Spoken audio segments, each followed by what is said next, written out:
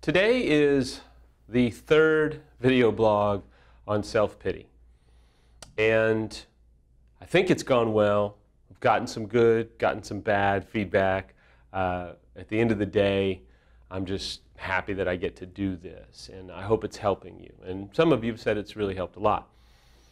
The discussion I want to have today, and I know the other ones are a little bit lengthy, so I'm sorry. Today's going to be a little bit shorter, but one of the big questions I have had is, well, how do you get through it then? What's the proper way to disarm this self-pity? Like, how do I continue to navigate through this, especially if it's early on in recovery? The thing about self-pity is it's very seductive, it's very enticing. Even if you're years down the road in recovery, you can look at your life and you can feel the seduction to complain. Even this morning, driving here, I've got a lot of stuff going on, and I had to resist the temptation to just complain.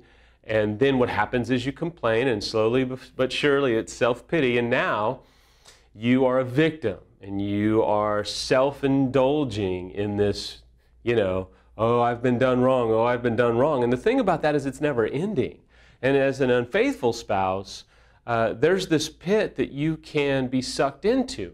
But I really want to bring some clarity here. One of the things that's really difficult to navigate, that's very specific to infidelity, is early on, we as an unfaithful spouse can be really coming to terms with what our choices have cost us, but the betrayed spouse can see that as self-pity. And here's kind of a way to navigate through it. If you're an unfaithful, you've got to grieve.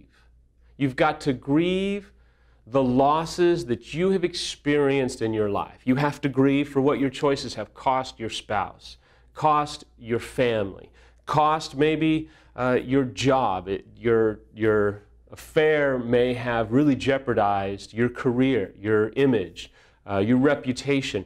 I mean, you have to grieve those things. You can't just get angry about them. You can't just experience self-pity for them. You have to grieve them.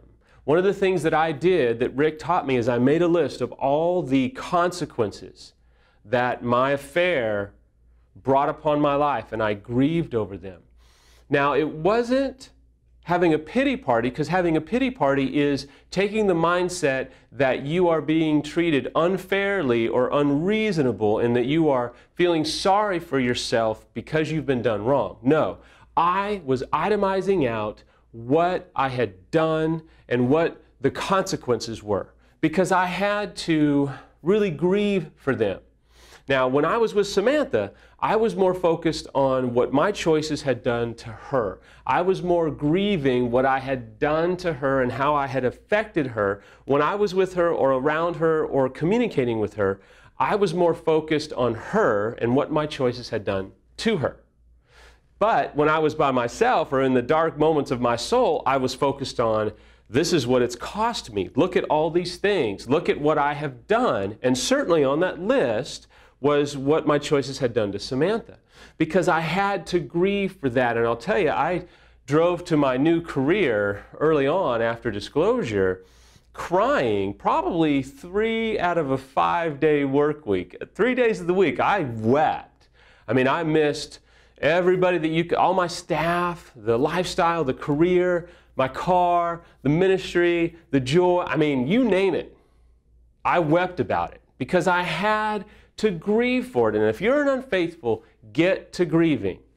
But here's the caveat. You're going to have to do something, and not everybody agrees with this, but you're going to have to grieve privately for what your affairs have cost you.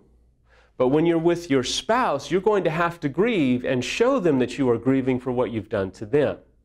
They're eventually going to ask you, well, don't you feel any remorse for what you've done to yourself? And at that point, you whip out the list and you say, yeah, here's what I've done to you, here's what I've done to myself, here's what my consequences have cost me, here's what my consequences or my choices have cost you.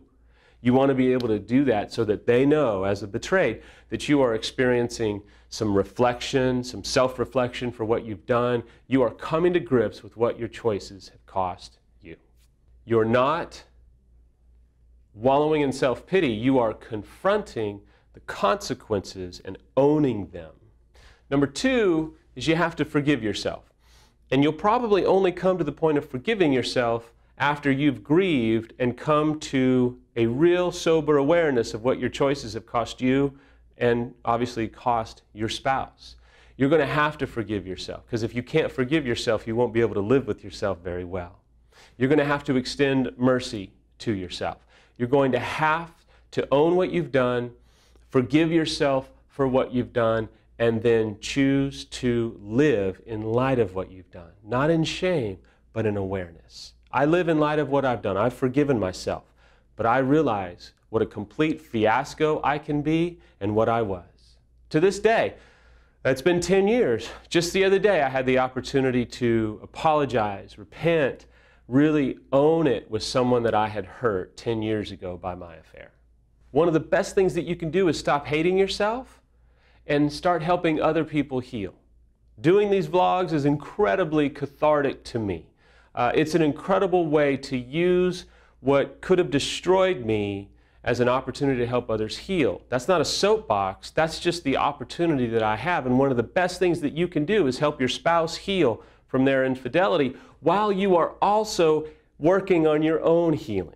Finally, if you want to attack self-pity, find gratitude today. I did this morning, absolutely true. I opened up my journal and I wrote just some of the things I was thankful for.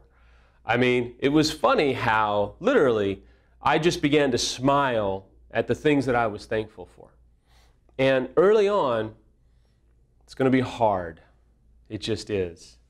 It's incredibly hard, but you are going to have to do it. If you're going to confront self-pity, if you're going to attack it, if you're going to refuse it, if you're going to deny yourself the dysfunctional pleasure of self-indulging in self-pity, you're going to have to attack it, and the way you attack it is gratitude. Be thankful for who you are, what you have, what you don't have, your health, maybe your finances, your house, your car. Obviously, now at this point, some people get very sour. Listen, you've got to be thankful for your spouse, for your kids, for the life that you do have left. It's incredibly challenging to be perfect on these video blogs. This is just who I am. But you've got to find gratitude, and there's always something to be thankful for. You've got to do that. It has to be an exercise in your life, and it's going to have to be the way that you live your life. I live my life incredibly thankful, but this morning I realized that my complaining was being birthed out of an unthankful heart of which I've got to continually do work on. I have not arrived. I am not perfect. On my best day, I'm still a train wreck. But that doesn't mean that I hate myself. It doesn't mean that I haven't forgiven myself.